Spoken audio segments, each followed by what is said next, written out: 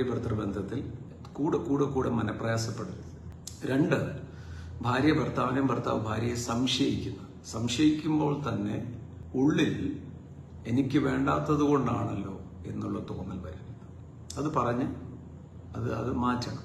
പണ്ട് ഒരു husband and വൈഫിന്, ഭാര്യ ഭർത്താവിൻ്റെ ഇടയിൽ ഒരു ഡൈവോഴ്സിന്റെ വക്കിലായി. എന്നോട് പറഞ്ഞു, ഞാൻ ജോലി കഴിഞ്ഞ് വരുമ്പോൾ ഇവരുടെ ഫോണിലാണ്. എന്നെ കാണുമ്പോഴേ ഫോൺ താത്ത് വെക്കും. ആരെയാണ് വിളിക്കുന്നത് എന്ന് ചോദിക്കുമ്പോൾ വിളിക്കാത്ത ഒരു ഫ്രണ്ടിനെ വിളിക്കുന്നത്. സോ ഇത് കൂടി വന്നു. അവസാനം ഡൈവോഴ്സിന്റെ വക്കിലായി. ഞാൻ പറഞ്ഞു, നോക്കൂ, വളരെ ഈസി ഒരു പ്രൊപ്പോസിഷൻ പറയാം. വർത്താനം പറഞ്ഞുകൊണ്ടിരിക്കുന്ന ഫ്രണ്ടിനോടാണല്ലോ. ഭർത്താവ് വരുമ്പം ആരോടാണെന്ന് ചോദിച്ചാൽ, എന്റെ ഹസ്ബൻഡ് വന്നു, എന്നാ കൊടുത്തു എന്ന് പറയാം, നേരെ അങ്ങ് കൊടുത്തേക്കണം. അപ്പം സംശയത്തിന്റെ ആ ഇടം അങ്ങ് മാറും. ആരാന്ന് കേട്ടു, അവർ തമ്മിൽ വർത്താനം പറയും.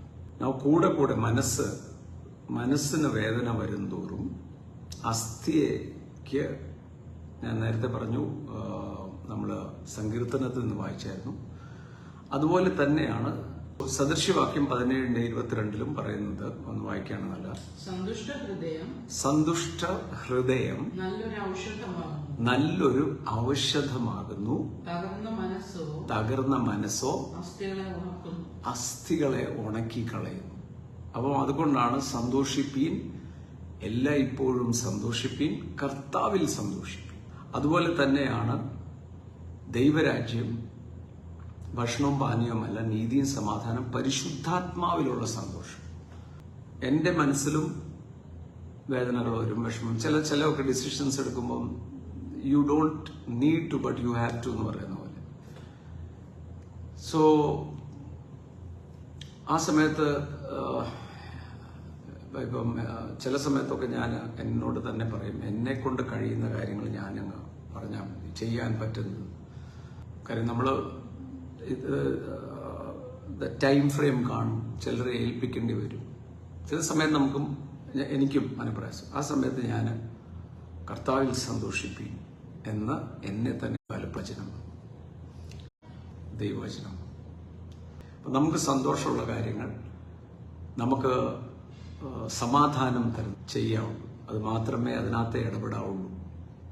അടുത്ത് നിൽക്കുന്നവർക്കേ നമ്മളെ വേദനിപ്പിക്കാൻ പറ്റത്തുള്ളൂ. അപ്പുറത്തുള്ളവരെ വേദനിപ്പിച്ചാൽ നമ്മളങ്ങ് മറന്നു. അപ്പം അവിടെയാണ് നമ്മളായിട്ട് റിജക്റ്റ് ചെയ്യുന്നത്. ഭാരം, ഭയം, ഇന്റിമിഡേഷൻ, ഫിയർ, ഇതെല്ലാം അനുവദിച്ചാലേ ഇരിക്കത്തുള്ളൂ. സോ സകല ഭാരവും മുറുകെ പറ്റുന്ന പാവം. അപ്പം അത് കുടുംബജീവിതത്തിലോട്ട് വന്നാലും ഒരു ഭാര്യയും ഭർത്താവ് പിണങ്ങിയിരിക്കുക എന്ന് പറയുന്ന 2 പേർക്കും ഉണ്ടാകുന്ന ഭാരം എന്ന് പറയുന്നത് ചെറുതല്ല. 2 പേരും കാണിക്കും ഒരു കൂസലുമില്ല. പക്ഷേ അവരുടെ ഉള്ളിലുള്ള ഭാരം അത് വെച്ചുകൊണ്ടിരിക്കുമ്പോൾ അസ്ഥികൾ ഉണങ്ങും. അതാണ് നേരത്തെ വായിച്ചത്. സന്തോഷമുള്ള മനസ്സ് ഒരു ഔഷധമാണ്. സങ്കടത്താലും ഭാരത്താലും വരുമ്പോൾ അസ്ഥികൾ ഉണങ്ങിപ്പോകും. നമ്മുടെ ജീവിതത്തിലെ പ്രായോഗിക ജീവിതത്തിലെ, ഞാൻ വീണ്ടും ആവർത്തിച്ച് പറയാം, പ്രായോഗിക ജീവിതത്തിന്റെ മുഴുവൻ അഭിപ്രായങ്ങളാണ് എങ്ങനെ നടത്തണമെന്ന് ദൈവവചനത്തിൽ, ദൈവരാജ്യത്തിന്റെ ജീവിതം എന്താന്ന് വളരെ വ്യക്തമായി തരുന്ന മാനുവൽ ആണ്, അല്ലെങ്കിൽ ബുക്കാണ് ബൈബിൾ. കുടുംബജീവിതം നയിക്കുവാൻ ഇവിടെ 3 കാര്യങ്ങൾ പറയും. 1, വിസ്ഡം, അണ്ടർസ്റ്റാൻഡിങ് ആൻഡ് നോളജ്. അത് 3 ചേരുന്നതാണ് ഭവനം.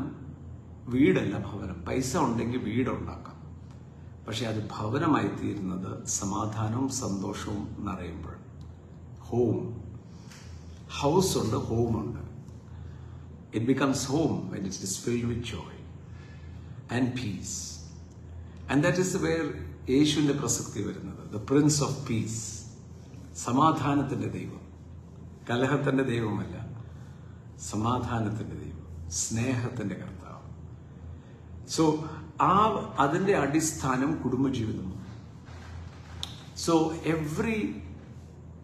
ഫൗണ്ടേഷൻ ഇഫ് ദ ഫൗണ്ടേഷൻ തന്നെ തെറ്റിപ്പോയാലോ? ചിലർ ഓർക്കുന്ന സമ്പത്താനുഗ്രഹം.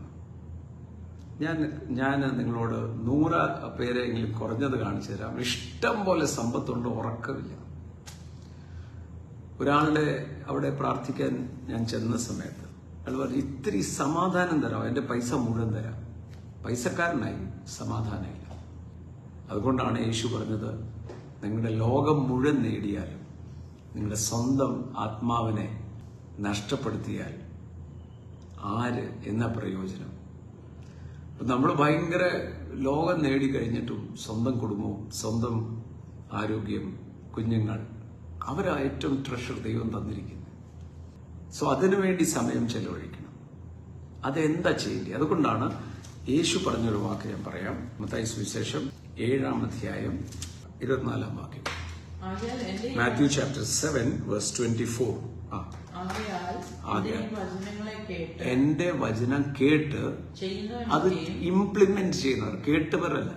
എന്നാൽ യേശുവിനെ ക്രിസ്തുവായി തിരിച്ചറിയുന്നവൻ, പത്രോസേ നീ ഭാഗ്യവാൻ. 2 വാക്കുകളുണ്ട്, ബുദ്ധിമാൻ, ഭാഗ്യവാൻ. യേശുവിന്റെ വാക്ക് കേട്ട് ചെയ്യുന്നവൻ അയാള് ബുദ്ധിയുള്ള മനുഷ്യനെ പോലെ.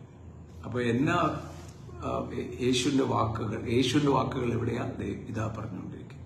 അങ്ങനെയാണെങ്കിൽ കുടുംബജീവിതം ആണ് എല്ലാത്തിന്റെയും അടിസ്ഥാനമെങ്കിൽ, എഫീഷ്യർക്ക് എഴുതിയ ലേഖനം അതിന്റെ 5-ാം അധ്യായം, എഫീഷ്യർക്ക് എഴുതിയ ലേഖനത്തിലെ 5-ാം അധ്യായത്തിലോട്ട് നമ്മൾ പോകാൻ പോവാം. Where the value of family lifes. ഏറ്റവും എഫീഷ്യർ, കൊലോഷ്യർ എല്ലായിടത്തിനകത്തും കുടുംബജീവിതത്തെ തൊടാത്ത അധ്യായങ്ങൾ വളരെ കുറവാണ്. സോ എഫീഷ്യർക്ക് എഴുതിയ ലേഖനം 5-ാം അധ്യായം, എഫീഷ്യൻസ് ചാപ്റ്റർ 5 വേഴ്സ് 1 മുതൽ, ഇമിറ്റേറ്റ് ഗോഡ് ദ ഫാദർ. പ്രിയ മക്കൾ എന്ന പോലെ ദൈവത്തെ അനുകരിപ്പീൻ. അപ്പൊ ആ സ്റ്റാൻഡേർഡിലാണ് ദൈവം എന്നെ വിളിച്ചിരിക്കുന്നത്, നിങ്ങളെയും വിളിച്ചിരിക്കുന്നത്. അനുകരിക്കേണ്ട ആരെയാണ്? ദൈവത്തെ. കാര്യം ദൈവരാജ്യത്തിലാണ് നമ്മൾ നിൽക്കുന്നത്. അനുകരിക്കാൻ പറ്റിയ ഒരൊറ്റ ആള് ദൈവമാണ്. അതുകൊണ്ടാണ് കൊരിന്ത്യർ ലേഖനത്തിൽ പറയുന്നത്, നമ്മുടെ ആത്മീയത വേറൊരാളുടെ ആത്മീയമായിട്ട് തട്ടി നോക്കരുത്. അങ്ങനെ തട്ടിച്ചു നോക്കുന്നവൻ മൂഢനാണ് എന്ന് പറഞ്ഞാൽ, ഞാൻ അയാളെക്കാളും മെച്ചപ്പെട്ടതാണ്. അതുകൊണ്ട് യു ആർ നോട്ട്, എന്നാ പറയുന്നത്, ഒരു നെകളവും വരും, പിന്നെ ഒരു പരീക്ഷത്വം വരും. ഞാൻ അയാളെ പോലെ ഒന്നുമല്ല. നേരെ തിരിച്ച് നമ്മുടെ ദൈവത്തോട് തട്ടിച്ചു നോക്കുമ്പോൾ ഓരോ ദിവസവും നമ്മുടെ ലെവൽ കൂടിക്കൊണ്ടിരിക്കും. ദൈവത്തെ അനുകരിപ്പിക്കും. എന്നിട്ട് പറയാണ്, യേശുവും അതുപോലെയായിരുന്നു. വായിച്ചേ, ക്രിസ്തുവും നിങ്ങളെ സ്നേഹിച്ച് തന്നെത്താൻ ദൈവത്തിന് വഴിപാടും യാഗവുമായി അർപ്പിച്ചതുപോലെ സ്നേഹത്തിൽ നടപ്പീൻ.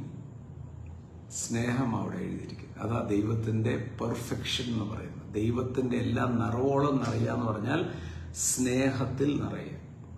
എന്നിട്ട് പറയാണ്, വായിച്ചേ, ദുർനടപ്പ്, ഫോർണിക്കേഷൻ. അതാ ഞാൻ ഇന്നലെ പറഞ്ഞു, വിവാഹത്തിന് മുമ്പേ വേണ്ട. True love can wait. Fornication, ദുർനടപ്പ്, യാതൊരു അശുദ്ധിയും, നിങ്ങളുടെ ഇടയിൽ പേര് പോലും പറയരുത്. പിന്നെ